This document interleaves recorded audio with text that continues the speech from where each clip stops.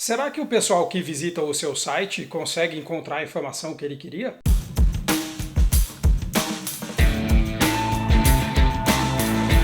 Oi, tudo bem? Eu sou o Daniel e hoje a gente vai falar a respeito de arquitetura de informação. Existe um gráfico, esse gráfico é muito comum, assim, que mostra um guarda-chuva, e esse guarda-chuva é a experiência do usuário, e dentro desse guarda-chuva tem um monte de disciplina, tem um monte de tarefa, tem um monte de tipo de profissional. Então você tem designer, pesquisador, você tem implementador, você tem às vezes front-end, você tem o saque, você tem um monte de coisa, e esse monte de coisa faz parte desse guarda-chuva da experiência do usuário. Uma das coisas que tem ali dentro é arquitetura de informação. Foi feita uma pesquisa pela UXPA, uma organização de profissionais de experiência do usuário, aqui no Brasil. Foram feitas, acho que, duas pesquisas, em 2011 e 2013, e que perguntavam, você que trabalha com experiência do usuário, qual é o teu cargo dentro da empresa? E o que ganhou, assim, disparado foi arquiteto de informação. Então é muito comum no Brasil, arquiteto de informação ser sinônimo de UX designer. Mas, assim, o próprio gráfico desse guarda-chuva mostra que não é bem assim. A arquitetura de informação é uma parte da coisa, assim como o design da interface é outra parte, assim como o design de interação é outra parte, assim como N coisas fazem parte da experiência do usuário. Então a arquitetura de informação é uma parte, mas é uma parte que é extremamente valiosa, porque ela cuida de mapear como vai ficar a informação organizada dentro de um site. Como o próprio dono do nome diz, a experiência do usuário é o sistema. A experiência do usuário não é só a interface, não é só a arquitetura de informação, é o todo, ela é holística, né? Ela é o guarda-chuva que tem um monte de coisa ali dentro acontecendo. Vamos voltar um pouco a falar sobre aquele gráfico que eu mostrei que tem os elementos da experiência do usuário, que é o gráfico do Gantt. Então tá vendo, ele tem 5 planos.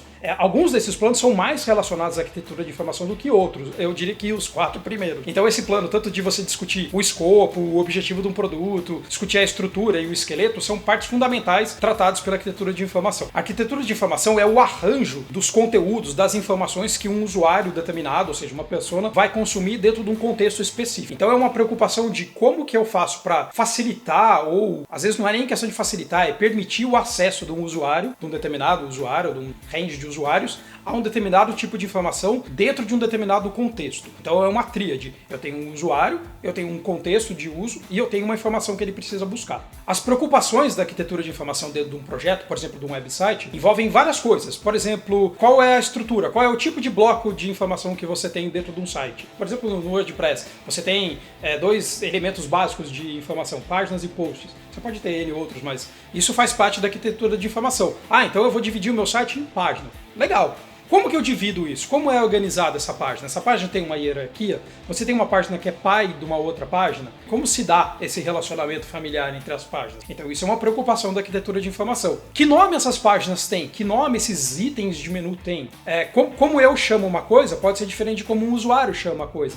Então isso também faz parte, a nomenclatura faz parte da arquitetura de informação. Como alguém encontra isso? Como que eu navego de uma coisa para outra? Eu tenho que usar uma busca, eu vou usar um menu, eu vou usar 2 menus, eu vou usar 3 menus. Cada tipo de usuário tem um menu, por exemplo. Usuários logados têm um menu e usuários não logados têm outro menu. Isso também faz parte da camada de arquitetura de informação. Ou seja, tem muita coisa envolvida na arquitetura de informação. O resumo da ópera, então, é que o papel da arquitetura de informação é facilitar ou permitir que um usuário consiga chegar numa informação dentro de um sistema, dentro de um site. Eu sei que, falando assim, parece que é fácil, né? Parece que é tudo óbvio, né?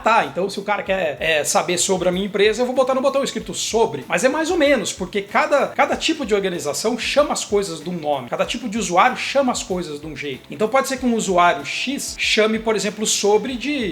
Pode ser que ele chame de about, pode ser que ele chame de institucional, pode ser que tenha um botão escrito missão da empresa. Tem várias coisas que às vezes querem dizer a mesma coisa. Então esse tipo de coisa é a preocupação, né, de nomenclatura. Como que eu ponho o nome nas coisas para que aquele meu usuário típico encontre. Essa representação de como as coisas são organizadas num site, elas variam de empresa para empresa. Então pode ser que... E variam de departamentos para departamentos dentro de uma empresa. Pode ser, por exemplo, que uma empresa X... Imagina uma empresa de médio porte que tem lá uma linha de produtos e ela tem departamentos ali dentro. Pode ser que um departamento X, por exemplo, o marketing, queira relacionar os produtos, ou seja, queira organizar os produtos de acordo com o preço, ou de acordo com a sazonalidade, ou de acordo com uma oferta. Pode ser que um outro departamento queira organizar isso por algum outro tipo de coisa um pouco mais técnica, pelo peso, ou pelo tamanho, ou por quantos cabem numa caixa. E pode ser que o usuário que entrou ali, o Pedro, nossa persona, na verdade ele organiza aquilo de outro jeito, pelo uso, pelo outro tipo de divisão que não é aquela. Cada informação pode se apresentar de N maneiras, não existe só uma maneira de você apresentar aquela informação. Outro problema é o contexto. Vou dar um exemplo. Faz de conta que o Pedro comprou um abajur. O Pedro foi lá, achou legal e comprou um abajur e ele descobriu que a lâmpada daquele daquele abajur é uma lâmpada que tem que ser menor. Então não podia mais ser a lâmpada que ele tinha e ele tem que comprar uma lâmpada agora que é menor. Saber o tamanho da lâmpada é uma informação que agora é importante pro Pedro.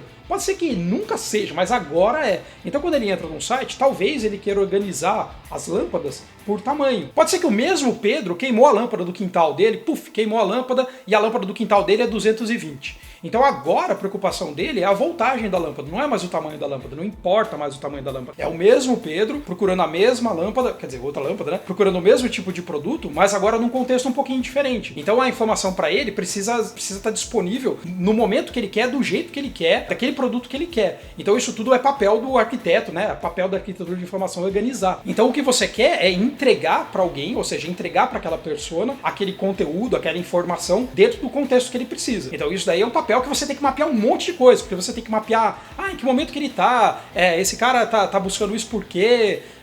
Quem que é esse cara, como é que esse cara chama aquilo, ele chama de lâmpada ou de lamparina, ou sei lá o que, ele chama de semáforo de farol, né? Do que ele chama? Então esse tipo de coisa, ou seja, tudo, a nomenclatura, a organização, a ordem que as coisas aparecem, o que é prioridade na hora do cara buscar a informação faz parte disso. Outra coisa é que, além, né, outra coisa, já não basta tudo isso de coisa, pode ser que alguém que entrou no seu site não entrou num caminho que você planejou. Vou dar um exemplo, é comum alguém planejar o site a partir da primeira página. Dentro da primeira página você coloca ali um menu, você coloca um banner com uma promoção, você coloca um monte de coisa ali dentro. Mas pode ser que alguém entrou ali porque ele buscou no Google e ele caiu direto numa página intermediária. Ele caiu direto na página da lâmpada. Quando ele cai ali, será que ele consegue se situar? Ele consegue entender o contexto da tua organização, o contexto da tua empresa? Será que eu estou falando do site que entrega na minha casa ou não? Será que eu consigo a partir daqui encontrar outras lâmpadas para comparar? Será que a partir daqui eu consigo ir para uma outra página que tem mais informações? Será que está tudo na mesma página ou em duas? Então, para o cara não ficar perdido ali dentro, você precisa dar toda essa referência em volta do site de navegação, de busca, de breadcrumb, de um monte de coisa para que ele se situe. Lembra que a internet é hipertexto. A internet é de um texto que quando você clica num link, você vai para outro link, que vai para outro link, que vai para outro link, que vai para outro link. Quando você vê, você não tá fazendo nada, você tá coçando o dedo ali para não falar outra coisa, e você tá ali pensando, poxa vida, e agora? Como é que eu volto de novo naquela tabela de preço que eu vi?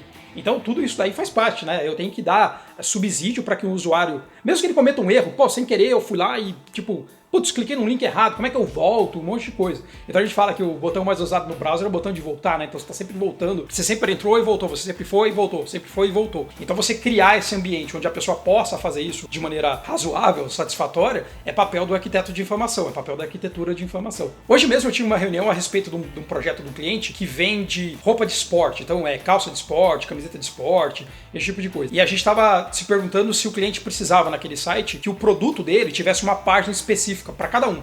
Aliás, ele vende B2B, ele vende através de representante. Então ele não vai vender direto pela internet. Mas a gente tinha que saber se existe uma página para aquele produto ou se na verdade existe uma página para uma categoria de produto que tem N produtos dentro. Isso gera duas hipóteses de arquitetura. Então gera fazer um site que tem um menu onde dentro tem um link para cada produto, ou um menu que tem, por exemplo, um link para a categoria e dentro tem um monte de link para um monte de produto. Cada um tem o seu lado bom e tem o seu lado ruim. Se alguém vai fazer um site que tem uma página para cada produto, ela é boa, por exemplo, para o Google, ela é boa para você fazer uma linkagem a partir do Instagram. Então o cara clica ali numa foto e vai direto para o produto. Mas talvez não seja útil para o representante que compra um monte de tipo de produto. Para ele, talvez seja melhor organizar numa página que mostre tudo. São duas formas de você apresentar a informação e que tem lados bons e lados ruins. Então tem um monte de preocupação a respeito disso. Aliás, assim, discutir a respeito de arquitetura de informação é uma discussão enorme, tem N camadas, tem livros inteiros sobre isso, tem cursos inteiros sobre isso, deve ter pós-graduação inteira sobre isso, tem blog só sobre o assunto. Então isso é uma introdução para a gente entender o que é arquitetura de informação. Outra coisa